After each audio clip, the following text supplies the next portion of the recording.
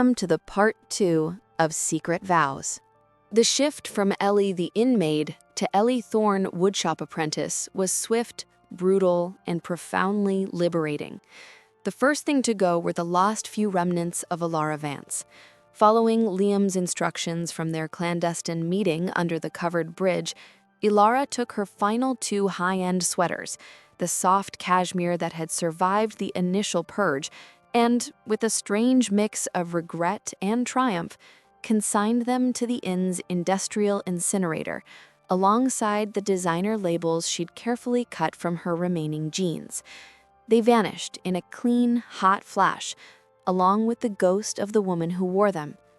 Her new wardrobe consisted entirely of durable, practical fabrics, purchased from the local outfitter, heavy-duty canvas, thick thermal shirts, and a pair of steel-toed boots that made her feel grounded, powerful, and utterly invisible to the outside world. She tied her long blonde hair back into a functional braid and often wore Liam's spare knitted beanie, which provided both warmth and an extra layer of visual disguise. The difference was startling. The polished, fragile beauty of Elara Vance was replaced by the sturdy, sun-kissed health of a mountain girl. The woodshop, situated in the large, repurposed barn behind the inn, became their sanctuary.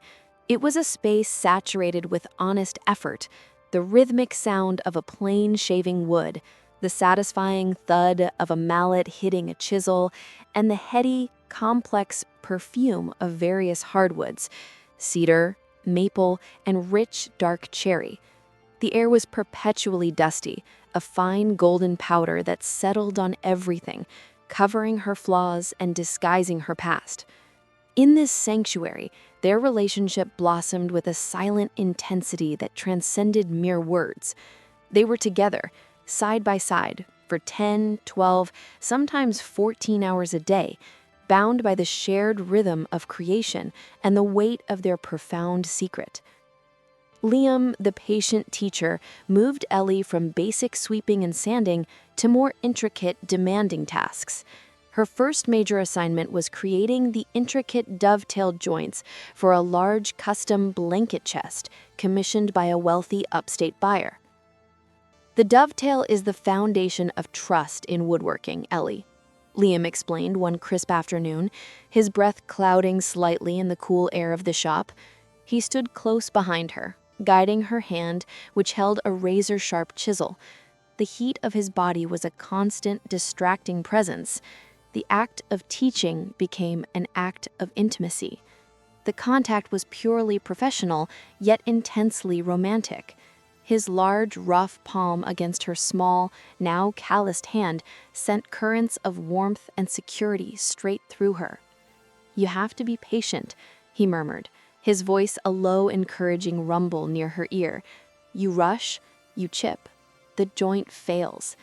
You have to wait for the wood to tell you where to go, not force it." Elara didn't look at the wood.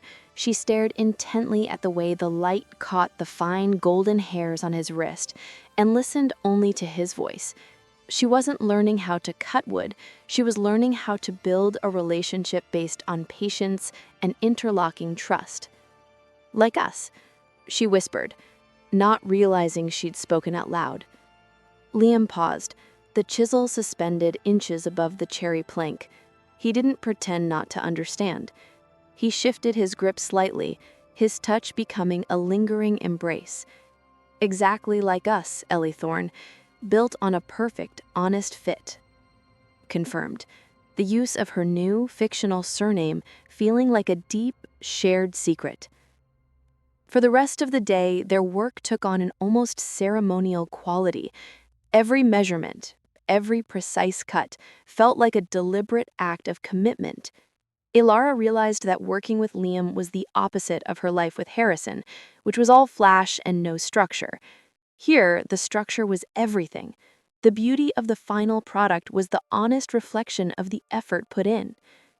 As the days blended into weeks, the woodshop transformed into more than just a workplace. It became their escape, their confessional. After Clara had retired for the night and the last of the inn guests were sleeping, they would often meet back in the barn. They would finish a project, sweeping the fragrant sawdust into quiet piles, and talk. These weren't late-night dates, but something infinitely more meaningful. They would sit on sawhorse stools, sharing a thermos of Clara's rich, homemade hot chocolate and peeling back the layers of their pasts. Elara told him about the stifling expectations of Vance media, the loneliness of being a trophy daughter, and the relief of shedding the weight of her famous name. She told him about the vast, impersonal apartment she once owned, and how the cramped storage room above the inn felt more like home than any penthouse. Liam reciprocated with his own ghosts.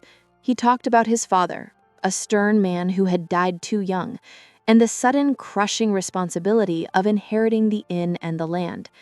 He spoke of his brief failed attempt at a corporate engineering career in Boston, the feeling of being surrounded by glass towers and steel, and realizing his soul belonged to the earth and the grain.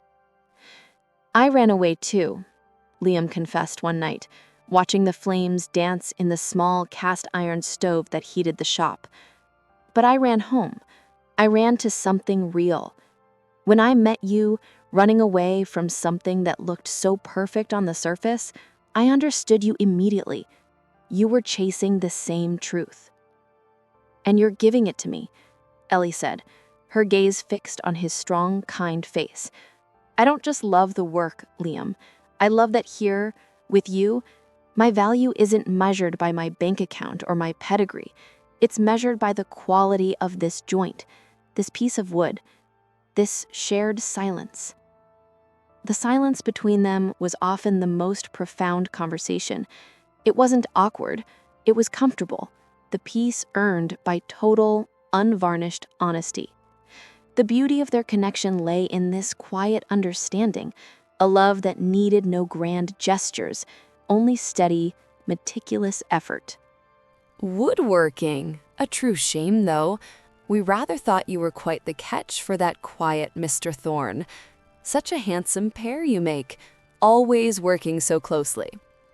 Elara froze, the plate suddenly feeling heavy in her hands. This was it, the casual, small-town inquiry that could unravel everything. She had to sell the illusion instantly, flawlessly. Her heart hammered against her ribs, but her society training, which taught her to perform under pressure, suddenly kicked in. "Oh, Mr. Henderson's, that's so kind of you." She pulled off her dusty gloves and forced a bright, natural smile, the kind she used to deploy at charity auctions. "But Liam and I are strictly business. He's teaching me the trade. I'm just his apprentice. Though, yes, he is absolutely fantastic to work with, the best mentor a girl could ask for. Now, if you'll excuse me, our dinner is getting cold."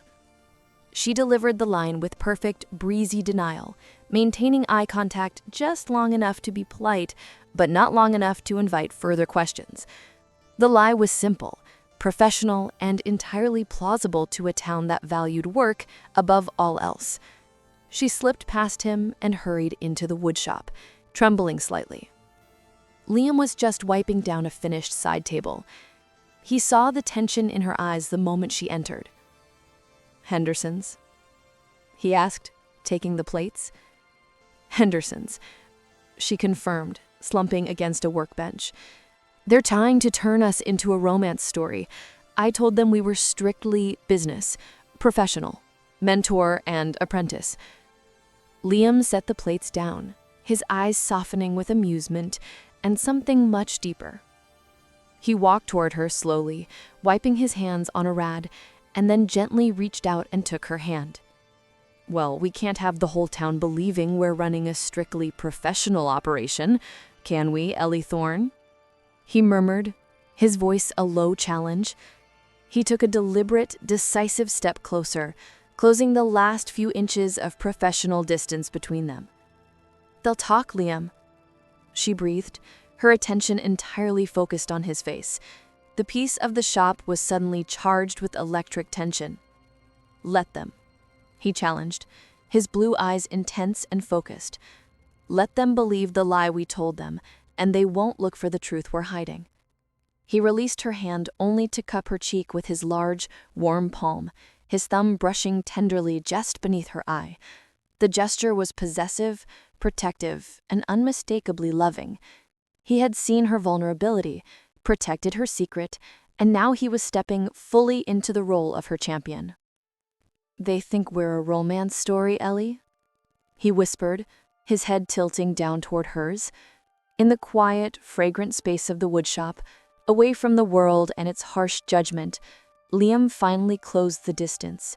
His kiss was not the rushed, superficial peck of her former life, but slow, deliberate, and entirely honest, built with the same patience and integrity he taught in his craft.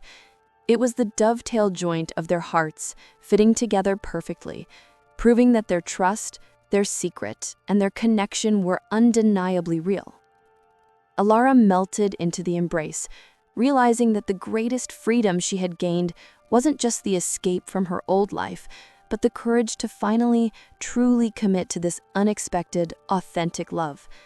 In the sanctuary of sawdust and the scent of pine, she had found her anchor. They broke apart slowly, breathless. The silence of the shop was again settling around them, but now it was a silence filled with unspoken promises. "Now," Liam said, his voice husky, holding her close, "let's eat dinner.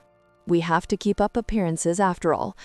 And after dinner, I'm going to teach you how to properly sand the inside of a drawer." Elara laughed, a light, genuine sound that chased away the last vestiges of Elara Vance forever. The suspense of the past was still there, a low hum beneath their peace, but now they faced it together, interlocking and strong. Chapter 7. A Shadow in the Wood. The weeks following the kiss in the woodshop settled into a profound, almost luxurious rhythm. Ellie Thorne's life was now defined by the pleasing exhaustion of meaningful labor and the exhilarating secrecy of her love for Liam. The woodshop remained their world, a refuge of scent and sound where the outside chaos of Elara Vance's life seemed to dissipate into fine, harmless sawdust. They moved with the easy, nonverbal synchronicity of people who knew each other's thoughts before they were voiced, passing tools without looking, anticipating a need for a clamp or a measuring tape, their hands often brushing in purposeful, electric accidents. This shared life was beautiful.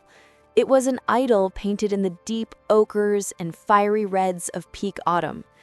Liam taught Ellie not just the craft of joinery, but the philosophy behind it, the value of patience, the necessity of seeing the beauty in imperfection, and the enduring strength of things built honestly from the earth.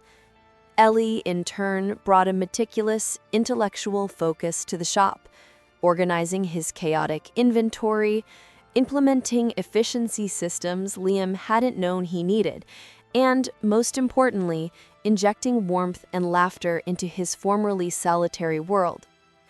Their love, like the fine cherry wood they were currently using for a custom dining table, was being polished slowly, gaining depth and luster with every passing day.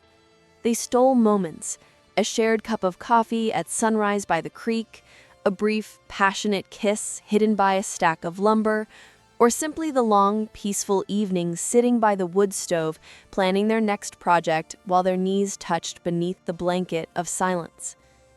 The peace was shattered on a Tuesday afternoon, not by a glossy magazine, but by a sound far more sinister to the ears of a mountain man, a car engine that didn't belong. Liam and Ellie were deep into sanding a set of chair legs, the low, steady hum of the orbital sander providing a meditative soundtrack. The Maple Hearth Inn usually hosted only the quiet, respectable cars of its guests or the familiar, rattling pickups of local residents. The sound that announced the threat was a low, powerful thrum, the deep-throated growl of a modern, expensive, high-performance sedan. "Quiet, Ellie," Liam commanded instantly, flicking the power off the sander. The sudden silence in the shop was deafening. They listened. The car slowed, crunching unfamiliar gravel, and then went silent, It hadn't stopped at the inn's main parking lot. It had continued down the back lane, a rarely used track that led only to the barn and the dense woods beyond. "That's not a leaf peeper," Liam murmured, his eyes narrowed, staring at the double doors of the barn. "They don't come back here. Only delivery trucks use that lane." Ellie's stomach clenched with icy fear. She recognized the sound instantly. The same powerful, meticulously maintained engine note as Harrison Stone's preferred black sedans. The sound of money and corporate pursuit. "It's him," she breathed, her voice a thin thread of terror. "It's someone looking for the car I left or just checking the most remote spots." Liam grabbed her hand and pulled her toward the office corner, where a heavy curtain usually concealed the storage space. "We're not staying here. This is too exposed. If they're good, they'll check the outbuildings first." He led her to the true escape route, a small, barely noticeable door hidden behind a stack of curing oak planks. It was a door only a man who had lived on this land for decades would know existed, leading directly into the sprawling, untamed sugar bush. "Take your boots." Liam shoved her steel-toed boots at her, "and the beanie. We have to move fast and blend with the land." They slipped out, pulling the oak planks back into place to conceal the door. The forest floor was a tapestry of damp leaves, pine needles, and rough, rocky soil. Liam moved with the silent, fluid grace of a hunter, pulling Ellie along the barely perceptible deer trails he knew by heart. The air was cool and crisp, but fear made her sweat instantly. They hadn't gone 50 yards when they heard the barn doors rattle, then slam open. A man's voice, sharp and distinct, carried on the clear autumn air. "Thorne? Anyone here?" Ellie froze, pulling hard against Liam's grip. She knew that voice. It was Mr. Price, one of Harrison Stone's most trusted and most ruthless corporate fixers, a man known for his cold efficiency and ability to disappear problems. He wouldn't be posing as a tourist. He was here on business. "He knows Liam's name," she whispered, her eyes wide with panic. "He's not checking, he's asking." "He's seen a photo, maybe the magazine," he corrected, pulling her further into the cover of a thick thicket of young hemlocks.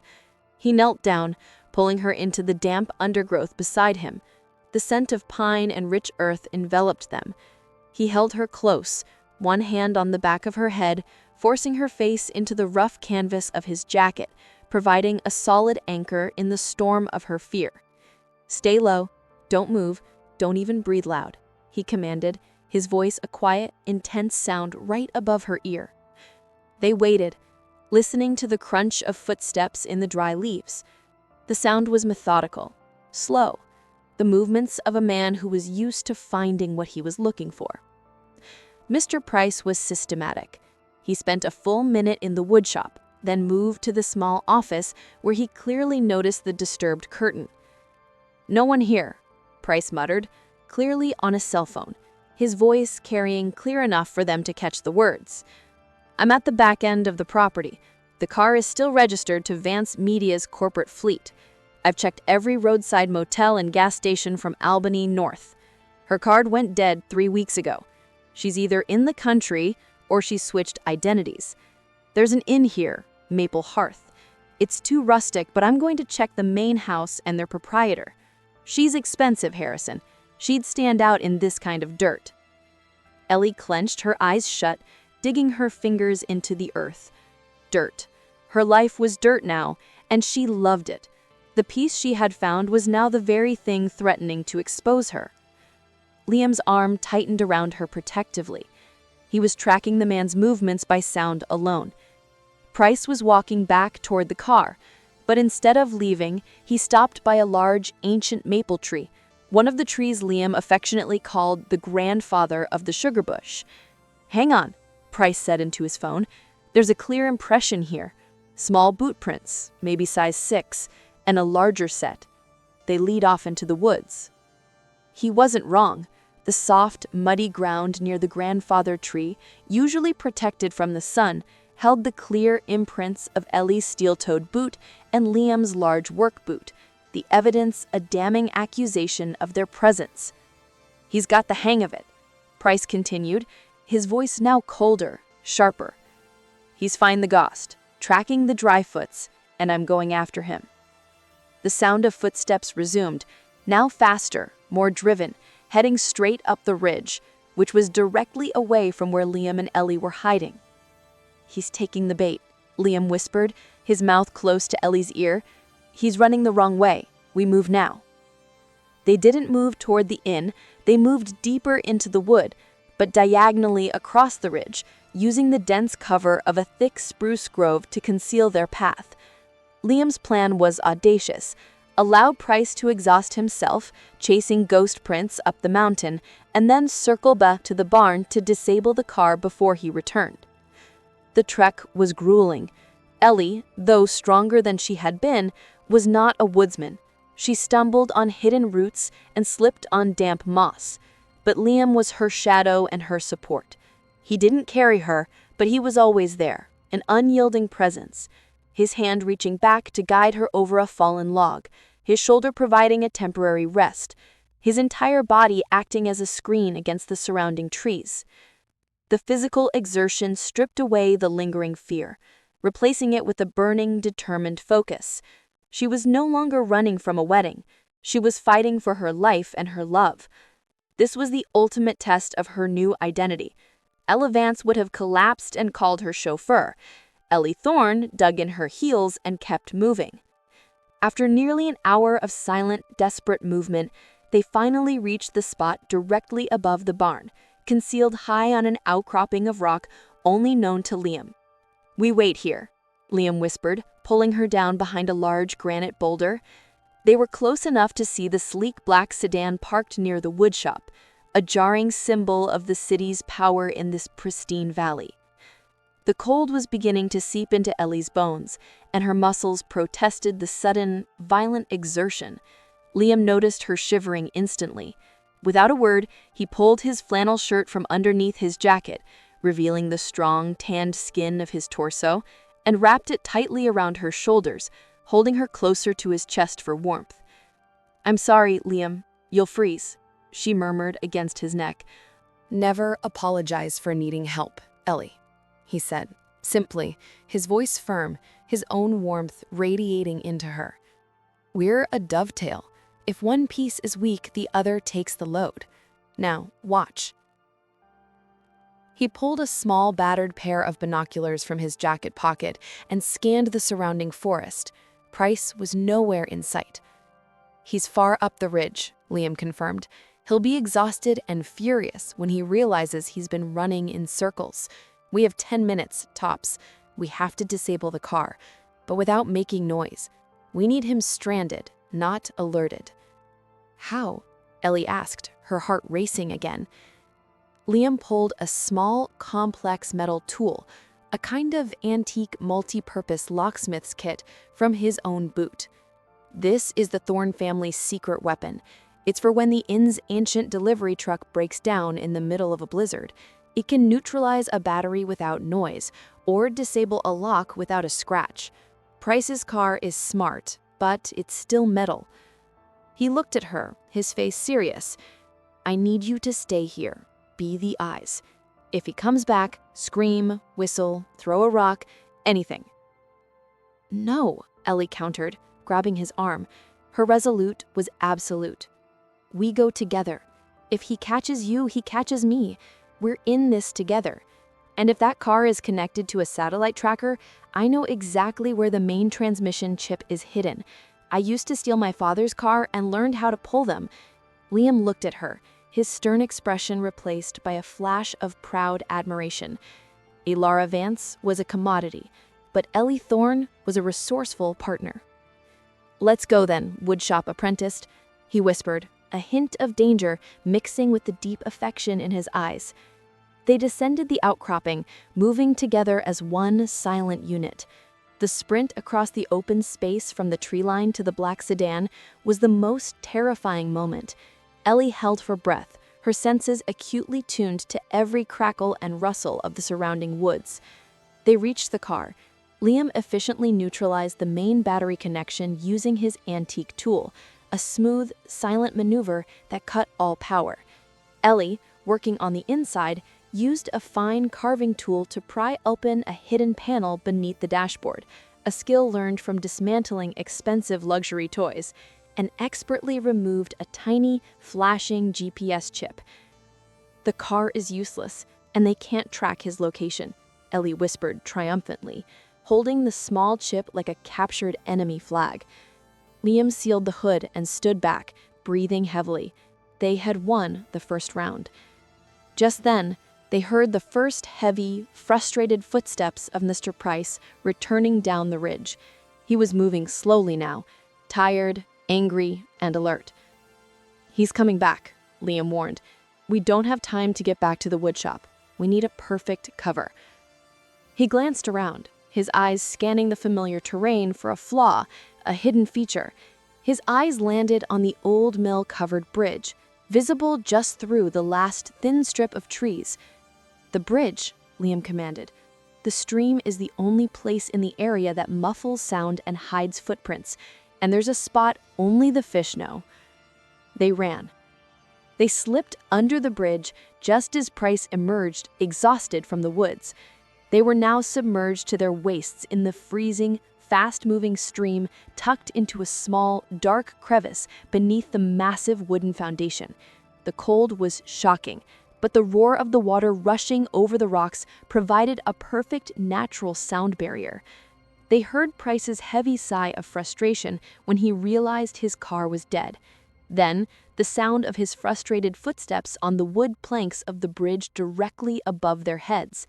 He paced back and forth, swearing under his breath, desperately trying to get a cell signal. Ellie and Liam huddled together, their bodies pressed tight for warmth and comfort, their breath misting in the cold, dark air. The only thing separating them from Elara's past was 6 inches of water-soaked timber and a desperate, beautiful decision to protect one another. Ellie looked up at Liam, his jaw set with grim determination, his blue eyes intense in the gloom. The icy cold was nothing compared to the warmth of his presence. In this moment of terrifying danger, nestled beneath the rush of water and the shadow of the enemy, she felt the safest and most truly loved she had ever felt in her life. This escape, forged in shared peril, cemented their union. They weren't just lovers. They were partners in survival, committed to this risky, authentic life together. The price for her freedom was high, but the reward, this peace, this man, this reality, was worth every risk. They waited, submerged in the freezing stream until the footsteps faded and the silence of the valley returned, heavier and more knowing than before. The cold that clung to Elara and Liam after they emerged from the stream was not just physical. It was a bone-deep, existential chill, the sudden, brutal realization of the stakes of their new life. They waited beneath the bridge until the sound of Mr. Price's frustrated shouting and the eventual angry thud of his heavy sedan door, followed by the distinct, mechanical silence of a disabled battery, confirmed he had abandoned the vehicle and was hiking out to call for proper extraction. They moved quickly but cautiously back toward the inn, bypassing the woodshop entirely. The moment they stepped into the warm, comforting aroma of Clara's kitchen, a blend of cinnamon, yeast, and wood smoke, the facade of Ellie Thorne, competent woodshop apprentice, crumbled. They were 2 half-drowned, shaking fugitives, trailing mud and water, their faces pale with exhaustion and fear. Clara, who was precisely measuring out flour for her morning biscuits, dropped her mixing spoon with a clatter. Her immediate reaction was not curiosity or judgment, but fierce, unconditional, maternal action. "Good heavens! You look like you've been baptized in the Arctic," she exclaimed, her voice sharp with alarm. "Don't move. You'll catch your death. Liam, you get the fire roaring in the parlor. Elara, you get every stitch of those wet clothes off, right now. No arguments. The next half hour was a chaotic blur of hot water, steaming towels, and Clara's no-nonsense ministrations. She hustled them into thick wool robes, sat them side by side on the hearthrug in front of a roaring, crackling fire, and pressed mugs of scalding, honey-sweetened tea into their trembling hands. The tea tasted of safety, and the heat of the fire was a physical prayer of thanks. As the physical sensation of warmth returned, the emotional fallout began. The terror that had fueled Elara's resourcefulness in the wood had been replaced by a crushing wave of vulnerability. She saw the same stark, frightened realization mirrored in Liam's blue eyes. The fact that their quiet idyll was over, replaced by a permanent state of high alert. "He saw the prince," Elara said quietly, staring into the flames. "He knows someone was in the barn, and that someone ran with you." Liam took a large swallow of his tea. "He knows exactly what he needs to know, that you're not gone, you're nearby, and you have a partner who knows the land. That makes this personal for him now, and for Harrison. They won't send Price again. They'll send someone quieter, someone who looks less like a corporate thug." This silence that followed was heavy with the cost of freedom. Ellie Thorne had found love, but Elara Vance had brought a wolf to the door of the Maplehearth Inn. "I'm sorry, Liam," she whispered, turning her gaze from the fire to him. Her eyes were rimmed with red, but held a newfound, steel-like resolve. "I never meant to drag you into this. You never had to be in that water. I can leave. I can go further north, change my hair, change my name again. You'll be safe here with Clara." Liam put his mug down with a firm thud that demanded her attention. He didn't raise his voice, but the intensity in his eyes was absolute. "Listen to me, Elara. Not Ellie. Elara," he insisted, using her true name for the first time since their confession, making it sound less like a label and more like a cherished possession. "You are not a burden. You are not a mistake.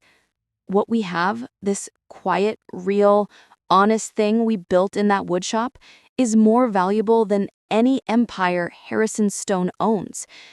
You came here for freedom. I found love. We are in this together. The idea of safety without you is not safety at all. It's a return to the loneliness I ran away from." He reached across the small space between them and gently took her hands, which were still trembling slightly. His touch was warm, solid, and utterly reassuring. "You chose to save me today. You disabled that tracking chip. You guided me through the woods. You are my partner, and we do not run from our problems. We build a better solution. We build a wall of wood, stone, and community around us." This was the commitment Elara had craved her entire life, not a promise of wealth or comfort, but a vow of steadfast partnership in the face of crisis. The grand gesture wasn't a diamond. It was a flannel shirt given in a freezing forest. The peace of that moment transcended the lingering fear. Clara returned then, placing a tray of fresh biscuits, jam, and butter between them. She sat down on a nearby antique walker with her expression grave. She had been listening, and her practical, loving heart had already processed the decision. "All right, children, I don't know who this Harrison Stone is, but I know two things. My grandson loves you, and you have brought back the joy and the life to this place that was gone when his father died. That makes you family, and we protect family." She looked directly at Liam. "You said we need a wall. A wall needs mortar, and the mortar of this inn is the community. We need to tell the truth, not the whole truth, but enough of a lie layered over a practical truth so the town protects her without ever knowing why." Liam nodded, visibly relieved. Clara's wisdom was the bedrock of Maple Creek. That's the exact reason I knew we had to tell you, Gran. We need the Maple Creek defense. Elara leant forward, her fear giving way to hope. What is the Maple Creek defense? Clara smiled, a slow, determined smile that transformed her gentle features into those of a fierce matriarch. It's simple. We establish Ellie Thorne firmly. We make her indispensable, known, and loved. We hide her in plain sight. She began to outline her plan with crisp, military precision, proving that years of running a bustling inn had honed her strategic mind. First, the identity foundation. The story is already set. Ellie Thorne is Liam's distant cousin from Vermont, an orphan niece of a family friend who has come here for a fresh start after a difficult time. She's quiet, loves woodworking, and is shy about her past. We need to tell this to the postmaster, the general store owner, and Reverend Peterson immediately. The truth always travels faster than a lie in this town, so we must give them a believable truth to gossip about. Second, the visibility. Elara, you must be seen. You can't hide in the woodshop anymore. You're coming back to work the front desk 2 mornings a week. You'll be wearing a name tag. You'll chat with the guests.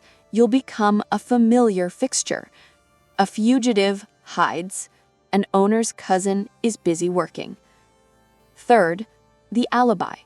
You two need to be publicly, openly, and obviously in a courtship. Not just apprentice and mentor, but sweethearts. You'll hold hands in the cafe. You'll go to the town bonfire on Friday. Harrison's men will be looking for a sophisticated, terrified socialite. They'll find a sweet, slightly awkward local girl being courted by the innkeeper.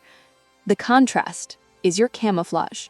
Liam looked at Elara, his eyes alight with a mixture of challenge and joy. A public courtship, Ellie? Think you can handle the pressure? Ellie met his gaze, a genuine, joyful smile finally breaking through her exhaustion. After hiding under a bridge in a freezing stream, I think I can handle a little public hand-holding, Mr. Thorne. Clara nodded, satisfied. Good. Now, the final step. The eyes and ears. I have my own network of retired ladies, the knitting circle, the garden club. They see and hear absolutely everything. We will tell them, discreetly, that a very persistent, inappropriate ex-boyfriend of Ellie's is trying to harass her, and that if anyone asks too many questions about her, they are to be charmingly stonewalled and their license plate numbers noted down. It's a wall of busybodies, Elara laughed, a sound full of genuine delight. It's a wall of protection, Clara corrected gently. They won't know the stakes, but they will know the mission. Protect the inn and its newest member. No one crosses the Maple Creek ladies when they've taken someone under their wing. As the evening wore on, the fear of Mr. Price and Harrison Stone began to recede, replaced by the warmth of purpose and the strength of their combined resolve. They spent the next few hours with maps, phone numbers, and a detailed plan of action, their strategy evolving from a desperate flight into an organized defense. They planned for the possibility of Price's return, developing coded messages and fail-safe routes through the mountains. Liam even rigged a primitive, silent alarm system on the woodshop door, consisting of a carefully balanced stack of wood that only a heavy, non-local touch would knock over. When the planning was finally done, the fire had settled into glowing embers, and the kitchen was dark and peaceful. Clara had long since gone up to bed, leaving them to their quiet moment. Ellie stood, stretching her stiff muscles, still wrapped tightly in Liam's heavy flannel robe. She walked over to him, leaning down to place a kiss on his forehead. "Thank you, Liam, for not letting me run again, for seeing Elara, but protecting Ellie." Liam reached up and pulled her gently down onto his lap. The intimacy of the gesture following the intense strategy session was overwhelming. There's only Ellie now, the one who smells like sawdust and determination, the one who belongs here. He held her close, rocking them gently in the quiet of the inn's heart. The cost of their freedom was constant vigilance and the fear of exposure, but the reward was this: a love that had been tested by fire and freezing water, a love that was strong, true, and built on the solid bedrock of shared commitment. It was a perfect, peaceful moment nestled in the eye of the coming storm. They had chosen their battleground, the heart of Maple Creek, and they would fight together. He kissed her then, a long, deep kiss that sealed their pact.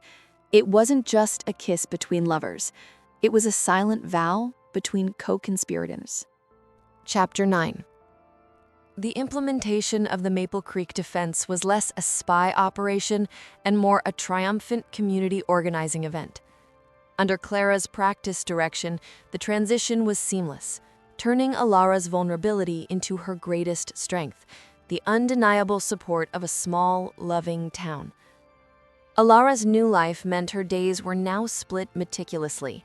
Mornings were for the inn's front desk, dealing with tourists and greeting locals. A baptism by fire that forced the formerly shy private woman into constant, charming interaction. Afternoons were spent in the quiet sanctuary of the woodshop, cementing her role as Liam's apprentice and allowing their private moments of deep connection to continue. The first step was the public story, which Clara seeded perfectly over a single, busy morning at the Maple Creek General Store. By lunchtime, everyone knew Ellie Thorne was Liam's very distant cousin from Vermont, an orphaned soul who had inherited nothing but heartache and was starting anew. She was definitely being courted by Liam, and she was definitely being harassed by a terribly persistent, terribly rich, and terribly inappropriate ex-fiancé who just couldn't take a hint. The effect was instantaneous and profound. Maple Creek didn't just accept Ellie, they adopted her. Mrs. Gable, the postmistress, began intercepting any unusual mail addressed to the inn, examining it with the intensity of a customs agent. Mr. Henderson, the general store owner, started offering Ellie discounts on everything from sugar to shoe leather. The Knitting Circle, a powerful cabal of elderly craftswomen disguised as elderly craftswomen, took turns sitting in rocking chairs on the inn's porch, subtly and, sometimes not so subtly, scrutinizing every unfamiliar car that drove past. Ellie's biggest challenge, however, was the public courtship with Liam. What was initially an uncomfortable ruse quickly became the most real, effortless part of her day. "Remember, Miss Thorne," Liam would murmur, winking as they approached the bustling Maple Leaf Cafe for lunch. "We are demonstrating affection. You must look smitten." "Oh, Mr. Thorne," she'd reply, her eyes dancing, "I am utterly smitten with your ability to carve a perfect dovetail joint. Now put your arm around my waist, or Mrs. Peterson will think we've had a fight." Their staged romance was a delight to the town and an intimate lesson in love for them both. The small, performative acts, Liam holding the door, brushing a stray piece of sawdust from her hair, sharing a dessert over giggles in the cafe, were all watched and approved by the community. But in those small public gestures, the line between pretense and reality vanished. Liam's hand on the small of her back was protective and proprietary, sending a thrill through her that felt less like acting and more like destiny. One evening, at the annual Maple Creek Bonfire Festival, their commitment faced its true public test. The air was crisp, smelling of pine smoke and caramelized sugar. Everyone was dancing to a local folk band. Liam led Ellie away from the light, taking her to the edge of the creek where the shadows were deep. "They're watching, you know," Ellie whispered, leaning into the warmth of his chest. "Let them watch," Liam murmured, his voice rich with genuine feeling. "I need a moment to remind myself that this isn't just for show." He turned her to face him, his hands cupping her cheeks. The flickering light of the bonfire painted gold on his jawline and highlighted the deep blue of his eyes. Every time I touch you, every time I call you Ellie, every time I tell you to be careful, it's not for the show, Elara. It's for me. I love you, completely. I'm terrified of the risk you're taking by staying, but I would be dead inside if you left. Ellie reached up and pulled his head down, initiating a kiss that was neither for show nor for the town. It was desperate, truthful, and filled with the overwhelming peace of knowing she was finally home. Meanwhile, Harrison Stone's response was proving to be escalating, though subtly. The first sign was not a person, but an event. The Maple Hearth Inn received an unannounced, scathing, and highly detailed review on a major travel website. It complained of dust, faulty wiring, and the unprofessional familiarity of the staff. Clara, initially furious, quickly realized the tactic. Harrison isn't just looking for you, he's trying to poison the place you found refuge in. He can't touch us legally, but he can hit us economically. He's trying to make you leave by collapsing the roof over your head. The review prompted the Maple Creek defense to shift tactics from defense to proactive engagement. Liam and Ellie spent the following week conducting minor but visible repairs, patching drywall, fixing a wobbly banister, and, most importantly, installing a beautiful, new carved wooden sign for the inn that Ellie had designed and he had painstakingly crafted. It was a physical manifestation of their commitment, a literal stake in the ground. During one of their repair sessions, while Liam was replacing an antique hinge in the kitchen, the conversation turned serious, leaving the playfulness of their public romance behind. "The review is the warning," Elara stated, handing him a perfectly polished brass screw. "He's testing our stability. If we're just two people, we break. If we're tied together, legally and permanently, he has to fight a much harder battle." "What are you suggesting, Elara?" He paused his work, his brow furrowed with apprehension and understanding. "We need to accelerate the endgame," she said, her voice firm. "You signed a prenuptial agreement that stated your family estate, your wealth, your holdings, would be held in trust for your spouse until your marriage was consummated and validated 6 months later. I walked away from that money, but I did not walk away from the legal tie." Liam looked stunned. "Wait, you mean Harrison is still trying to force the legal marriage through even if I'm gone?" "No," she corrected, leaning in. "My father is desperate to save the company, and Harrison wants the leverage of that vast Vance family trust that the marriage would unlock. They are looking for me, the single runaway bride. But if Elara Vance is married to someone else, even a small-town innkeeper, all of Harrison's claims against the Vance estate are instantly nullified. It ruins his contract with my father and makes me legally untouchable by his claims because I'm already legally bound elsewhere." She took a breath, the weight of the proposal heavy in the air. "We need to get married, Liam. Not the big wedding, but the papers, the legal covenant, the simple, private signing of documents that makes Harrison's entire pursuit moot and turns me into Mrs. Thorne legally and irrevocably." The sacrifice was enormous. Liam, the fiercely independent, honest man, would be knowingly entering a marriage under false pretenses, a legal maneuver solely to save her, without the public benefits of a genuine courtship, but with all the risks. Liam looked at the hinge, then at her. He saw the sheer terror and the desperate hope in her eyes. He thought of the scent of sawdust on her skin, the way she laughed when Clara scolded him, and the way her hand fit perfectly in his. "A marriage of necessity," he said, slowly, running his thumb along her cheekbone. "A legal shield built not of wood, but of paper and law." He stood up, pulling her close, the intensity of the moment overwhelming the practical need for discretion. "I married you in my heart the day you walked into the woodshop, Elara. But if you want to make it legal to save your life, then we do it. We get married. We become Mr. and Mrs. Thorne. We take away his leverage, and we seal the peace we found here." He kissed her, a deep, solemn promise that was far more binding than any paperwork. "Clara will know a justice of peace who asks no questions. We'll do it next week. It'll be the quietest wedding Maple Creek has ever seen, and then we wait for Harrison to make his move." The weight of the decision settled over them, a powerful mix of fear and elation. They had moved from a tentative relationship to an ironclad legal and emotional bond. The romance was real, but the urgency had made their commitment absolute. Chapter 10. The decision to legally marry had injected a strange, potent blend of solemnity and elation into their days. It was a commitment born of crisis, yet steeped in the absolute reality of their love. The ceremony itself was the quietest affair Maple Creek had ever witnessed. Clara, true to her word, arranged for a retired justice of the peace named Judge Albright, a kindly woman known for her discretion and her fondness for artisanal baked goods.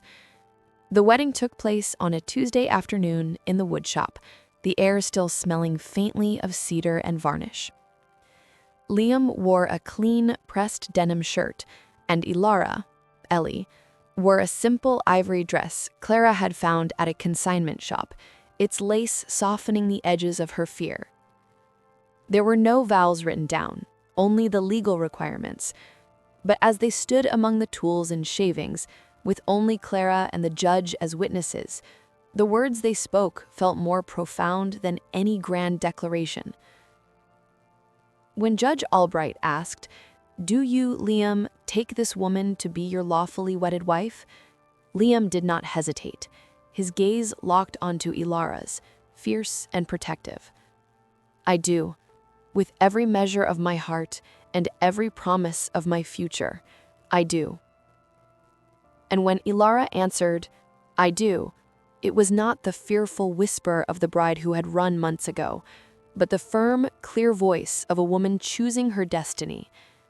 The wedding bands were simple, a plain, brushed silver band for Ellie and a darker, textured steel band for Liam, both crafted by Liam himself from remnants of an old project. They were rings forged in necessity, but polished by love. The moment the paperwork was signed and the judge pronounced them legally married, a wave of relief washed over Elara so profound it nearly brought her to her knees. She was Mrs. Thorne. Her identity was shielded, her past claim nullified. She was bound, safely, to the most honest man she had ever known. They sealed the commitment with a kiss that was a quiet, deep promise, not of passion, but of steadfast, enduring companionship against the world. For the next 10 days, a fragile, almost unbearable peace settled over them.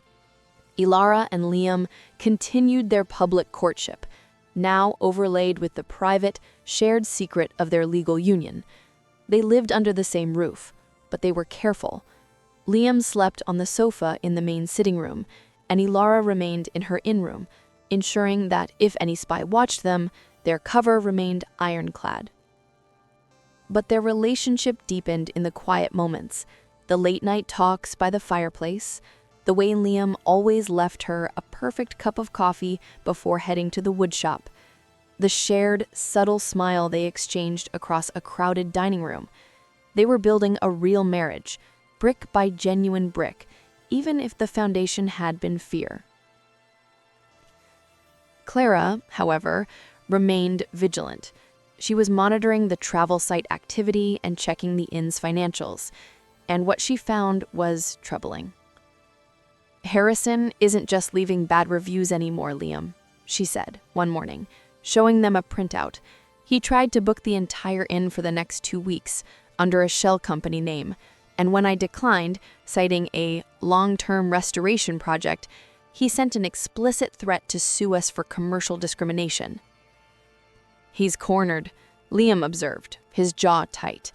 "He knows the legal marriage is coming, or perhaps he suspects it's already happened. But he needs physical proof. He needs to find Elara Vance before she completely disappears into Ellie Thorne. Exactly, Clara confirmed. This means he's done with proxies. He's running out of time. I bet you anything he's coming here himself. When Harrison Stone can't buy a solution, he shows up to intimidate one. Elara felt the cold dread return, but this time it was tempered by the presence of her husband. She was no longer facing this alone. Let him come. We're ready. The storm broke on a cold Friday afternoon. The inn was quiet, the last of the week's guests having checked out. Elara was polishing the antique desk in the lobby, humming softly, while Liam was out running an errand, scheduled to return in an hour.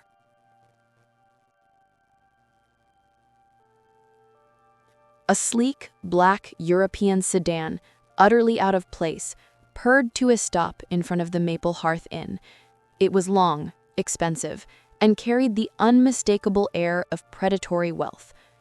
The driver's door opened, and a man unfolded himself from the vehicle, Harrison Stone. He was even more impeccably tailored and menacing than Elara remembered. His dark suit, perfectly cut, seemed to absorb the light. His face was a mask of cold, controlled fury, his eyes scanning the picturesque inn as if judging its worthlessness. Elara's breath hitched. Her hand flew to the simple silver band on her finger. This was it, the reckoning. Harrison walked up the steps, his expensive leather shoes echoing on the porch. He stopped directly in front of the door, his reflection momentarily trapped in the glass pane before he pushed it open and stepped inside, bringing the oppressive silence of the city with him. He surveyed the rustic, cozy lobby with obvious contempt, his gaze finally settling on Elara, standing behind the counter. He took one slow, deliberate step toward her. "Elara," he stated, his voice low and dangerous, a predatory purr. He used her real name, a calculated move to strip away her new identity. Elara forced herself to stand tall.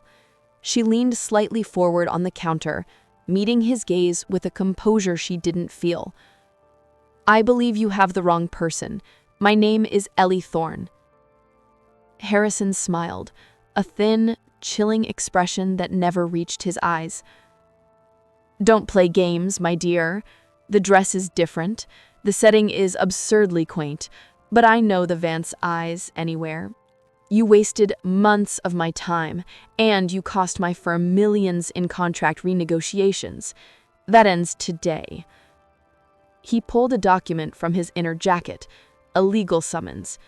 "I have a court order here to compel your return. Your father is quite distressed, and your absurd little rural playdate is over." "I think you'll find it's just beginning." A deep, measured voice cut in from the doorway. Liam stood there, having just returned from his errand, holding a paper bag containing supplies. He looked utterly out of place next to Harrison's bespoke fury, yet he radiated a quiet, unshakable strength. He didn't rush. He simply closed the door, letting the soft click serve as a punctuation mark. Liam walked slowly to stand beside Elara, placing a protective hand on her shoulder. He looked Harrison Stone up and down, a look of profound, unimpressed distaste. "You're trespassing, sir. This is private property. State your business and leave." Harrison merely sneered, turning his full, arrogant attention to Liam. "Ah, the handsome peasant. You must be the Liam whose simple-minded charm captivated my fiancé. My business is removing her from this rehabilitation center and putting her back where she belongs." Liam's grip tightened imperceptibly on Elara's shoulder. "She doesn't belong to you, and she isn't your fiancé." "She is legally contracted to be," Harrison corrected sharply. "And frankly, I don't care what local fairy tale you've cooked up. I have documents that tie her to me." He shoved the court order onto the counter, right next to the new brass bell. Elara took a deep breath, her gaze unwavering as she looked at Harrison. This was the moment of truth. The moment she used the beautiful, protective shield Liam had given her. Actually, Harrison, you might want to update your legal briefing. She lifted her left hand, letting the simple silver ring catch the light. Because as of 10 days ago, I am no longer Elara Vance. I am Ellie Thorne, legally and irrevocably, and I am married. The statement landed like a thunderclap. Harrison's sneer vanished, replaced by a momentary, terrifying flicker of genuine shock and disbelief. He snatched the court order back, his eyes darting from Elara's ring to Liam's calm, powerful stance. You wouldn't dare. This is fraud. I'll have this entire sham dissolved. The prenuptial agreement specifically nullified. He finished smoothly, his voice cold. The prenuptial agreement was nullified the moment Elara Vance legally married another person, which she has. Your contract with the Vance family is now void. Your leverage is gone. You lose. Harrison Stone, defeated but not broken, stood frozen for a long, agonizing moment. The silence was broken only by the crackle of the fireplace. He looked at the love and certainty in Liam's eyes, and the quiet strength radiating from Elara, and he knew they were telling the truth. "This isn't over," he hissed, his face contorted by suppressed rage. "You can run from the money, but you can't run from the consequence. I will ensure every penny of your father's estate is drained, and that you, Mr. Thorne, are ruined for interfering." Liam simply raised an eyebrow. "We have no money to lose, Harrison. We have an inn and a woodshop, and we have the whole town standing behind us. If you want to fight, you'll have to fight Maple Creek. Now get off my property." Harrison, defeated but not broken, finally turned, straightening his jacket. He walked stiffly out the door, slammed himself into the black sedan, and sped away, leaving behind a silence that felt heavier, but ultimately cleaner. Elara and Liam stood motionless until the sound of the engine was gone. Then Elara collapsed against Liam's chest, clutching him tightly. "It's over," she whispered, tears finally falling, but they were tears of triumph. "It's finally over." Liam held her close, burying his face in her hair. "No, my love," he corrected gently, kissing her forehead. "The running is over. The rest is just beginning." Chapter 11. The moment Harrison Stone's black sedan vanished down the winding road, the oppressive atmosphere he carried with him dissolved, replaced by a strange, buoyant silence. The silence of a battle won, but the exhaustion of having fought it was still heavy in the air. Ellie, remained clinging to Liam, her body trembling, not from fear anymore, but from the massive, sudden release of tension. The weight of months of secrecy, anxiety, and running had been lifted in a single, defiant exchange. Liam held her until her breathing evened out, his own heart still hammering against his ribs. He was not a man built for corporate confrontations or legal sparring, but for honest work and straightforward care. Yet, facing Harrison, he had felt a cold clarity and power he never knew he possessed, all for the woman in his arms. "He's gone," Liam murmured, pulling back just enough to look into her eyes, which were wet but shining with a powerful new light. "He knows he lost. The legal shield worked. Ellie, you're safe." The quiet aftermath. The evening that followed was a quiet ritual of healing and realization. Clara, having been listening from the kitchen doorway with a wooden spoon in hand, bustled in to assess the damage. Finding none physical, she immediately began to attend to the emotional exhaustion. "Tea," Clara declared, her tone crisp and efficient. The good stuff, the one with the cardamom and ginger. And you two need to sit by the fire and tell me everything, every single delightful moment of that arrogant man's face when he saw the ring. They retreated to the living room, the space that had become their sanctuary, and recounted the confrontation. Clara punctuated the story with satisfying gasps and nods of approval, particularly when Liam described Harrison's instantaneous defeat. The telling of the stories served as a necessary debriefing, confirming the reality of their freedom. Later, after a light but comforting dinner, Ellie found Liam in the woodshop. He wasn't working, he was just sitting on his workbench, staring at the grain of a large slab of maple, his hands resting on his knees. The quiet of the shop, usually a place of therapeutic concentration, felt charged with the magnitude of their new reality. "You're quiet," Ellie said, softly, leaning against the doorframe. "I'm thinking about what happens next," Liam replied, turning to look at her. His face was etched with a complex mix of relief and deep responsibility. The truth is, he's still Harrison Stone. He won't stop trying to cause trouble. He can't touch you legally, but he can be cruel. He threatened to ruin us. Ellie walked to him and sat beside him on the cool, smooth wood. "We have nothing to ruin," she repeated the words Liam had spoken to Harrison. "He threatened your reputation, your business. He threatened this home." "And that's why we need to be ready," Liam said, taking her hand, tracing the line of the silver ring. "But tonight, I'm not thinking about the legal fight. I'm thinking about us. We got married for necessity. It was a shield, a strategy, but it wasn't a choice in the way a real wedding is a choice." Ellie squeezed his hand, her gaze locked on his. "Liam, every day since I ran into this valley, every choice I've made has been about choosing you, choosing this life, choosing honesty over glamour. When I said I do to Judge Albright, I was terrified, yes, but I was also certain.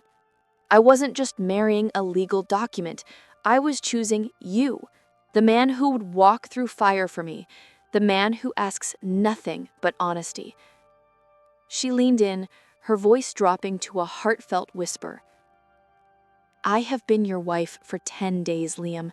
Now that the reason for the arrangement is gone, now that the threat is vanquished, I choose to be your wife for the rest of my life. No legal document, no shell company, no inheritance money, just you and me here, in this quiet little town." The revow of the hearth. This was the true turning point, the reckoning of the heart. They didn't need another ceremony, but they needed a declaration that transcended necessity. Liam stood up, pulling Ellie gently to his feet. He led her out of the woodshop and back into the inn, through the deserted dining room, and into the large, humble kitchen, the true heart of Maple Hearth. The kitchen was warm, smelling faintly of the cinnamon buns Clara had baked that afternoon. Liam guided Ellie to the center of the room, positioning them so that the hearth, where the old iron kettle usually simmered, was directly behind them. "Elara Thorne, the whole world told you that love and stability came with a price tag, a contract, and an approval rating. You defied that. You ran away with nothing but the truth of your own desire for freedom. You taught me that even the most beautiful wood can have hidden, damaging knots, and that sometimes you have to sand it down to the raw grain to find its true value. I vow to you now, not as part of a legal defense, but as your partner, your husband, and your friend. I will never ask you to change who you are. I will always protect your peace. I will always share my honest labor with you, be it building cabinets or cleaning floors. I will be your rock, and you are my home. And my greatest project from this day forward is building a life that is so good, so honest, and so real that no one from the outside world can ever touch it." Tears streamed down Ellie's face, not of sadness, but of overwhelming, perfect joy. I accept your vow, Liam, and I offer you mine. I will stop running. I will stay here beside you, and I will pour all the energy I wasted on fear into helping you build the life you deserve. I was a runaway bride who found true, unexpected love. But today, I am simply Ellie Thorne, and I choose to marry you again, right here, right now, in the heart of our home. They kissed then, a kiss that was a deep affirmation of their independent choices, a kiss that was a fusion of two lives finally finding their complete symmetry. It was the first kiss of their real marriage. The final legal chapter. The threat of ruin from Harrison did not fully materialize. Liam, utilizing the small emergency fund they had set aside, hired a sharp, small-town lawyer recommended by Judge Albright. The lawyer quickly confirmed that the marriage was ironclad under state law, and that Elara's prenuptial agreement was decisively nullified by her marriage to Liam. Furthermore, the lawyer discovered that Harrison's threat to drain the estate was largely hollow. The core of the Vance estate was tied up in trusts that Elara's father could not unilaterally destroy without causing massive personal legal exposure. Harrison's cruelty was limited to his threats. In the end, Harrison Stone cut his losses. He quietly dropped the legal action against the inn and retreated back to the city, his pride wounded and his ambition thwarted. Elara received a single court letter from her father's attorney, confirming that while her father was deeply disappointed, he acknowledged her new marital status and that her portion of the inheritance would be placed in an untouchable trust until she turned 35, conditional on her remaining legally married.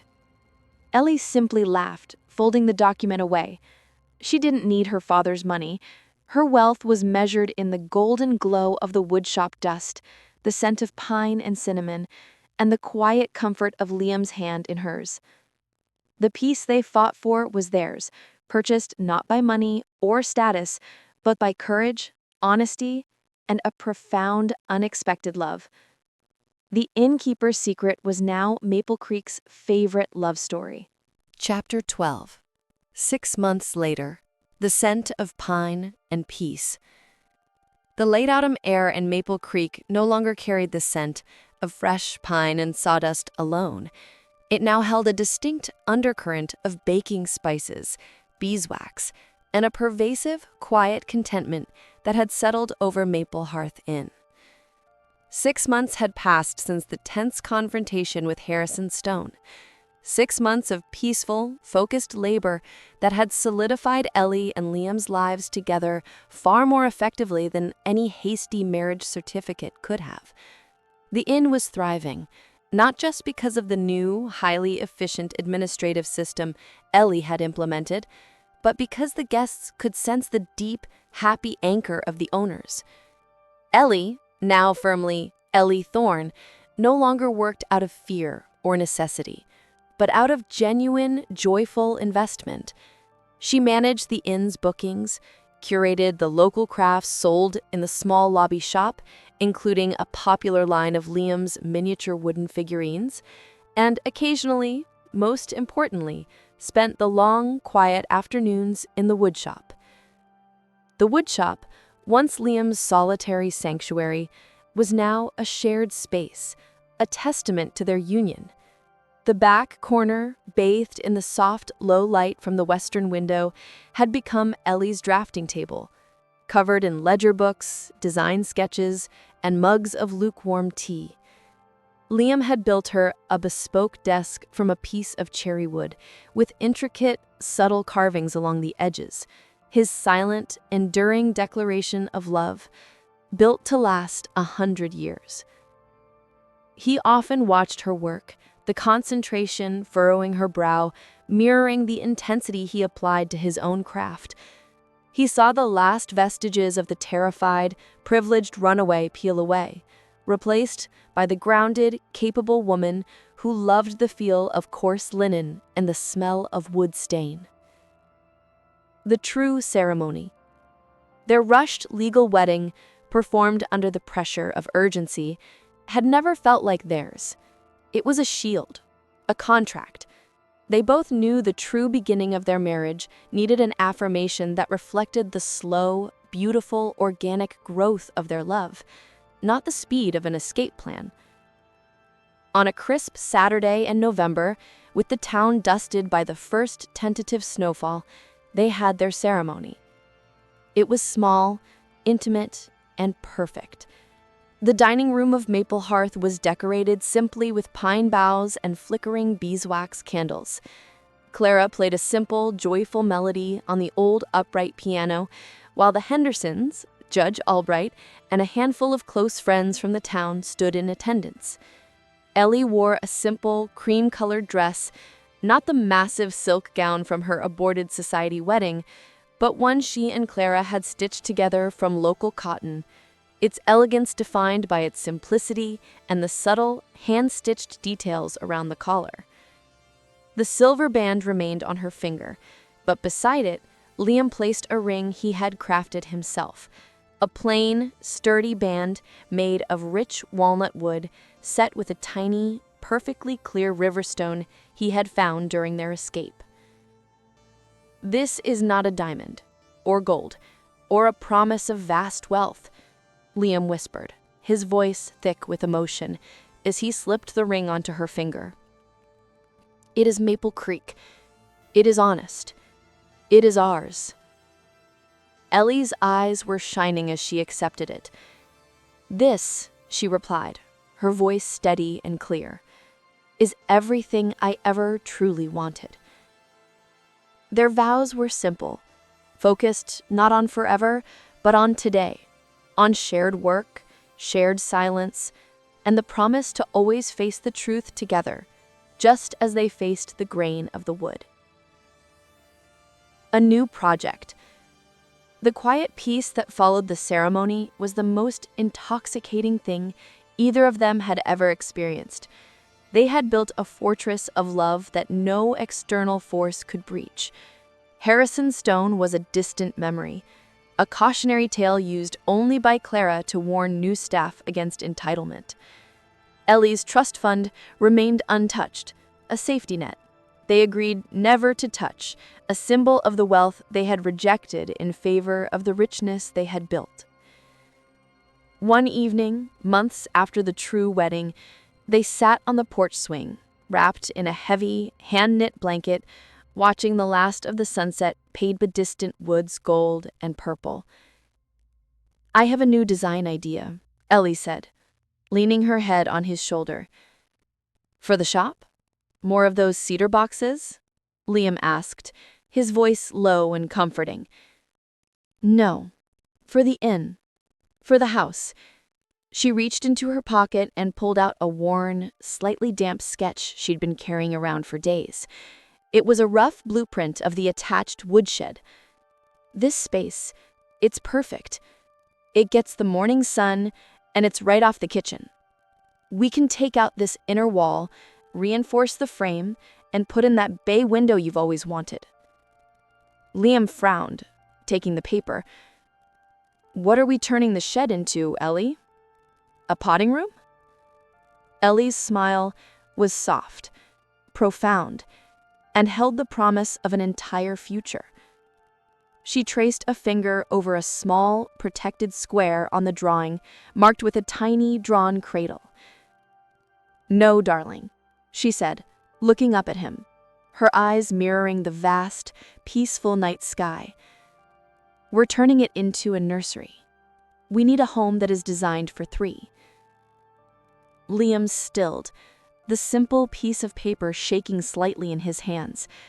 The knowledge that the joy and peace he felt was about to multiply, to expand beyond just the two of them, was almost overwhelming. He had given her freedom, and she was giving him a family. The honest, simple life he had always quietly desired, but never dared to build alone. He dropped the paper and enveloped her in a hug that was pure gratitude and love.